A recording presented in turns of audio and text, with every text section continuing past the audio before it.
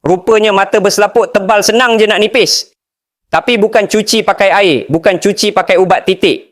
Ramai yang salah faham sampai sanggup biar mata makin gelap. Ayah aku dulu macam ni lah. Nak baca Quran pun dah tak nampak huruf. Nak tengok muka cucu pun nampak bayang-bayang je. Doktor kata kena bedah tapi dia takut. Dia kata ayah dah tua, takut tak bangun lagi kalau kena belah mata.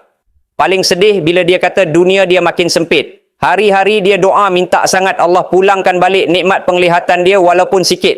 Kita yang anak ni mana sanggup tengok ayah macam tu kan?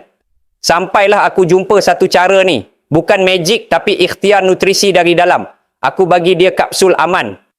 Aku cakap kat ayah, ayah cuba ni dulu. Kita cuci sampah kat saraf mata tu bagi bersih semula.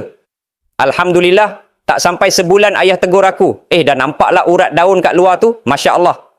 Nikmat dia tu tak boleh tukar dengan wang ringgit. Selaput yang makin tebal dulu sekarang dah makin nipis dan jelas. Kapsul aman ni, dia bantu stabilkan gula dalam badan sekali. Sebab kalau gula tinggi, mata memang cepat kabur. Dia cuci saraf mata kita supaya penglihatan kembali tajam macam dulu. Korang yang ada mak ayah masalah mata berselaput tebal atau putih atau mata kabur, jangan biar dorang derita dalam gelap. Klik beg kuning kat bawah sekarang. Sebab tengah ada harga promo untuk korang ikhtiar hari ni.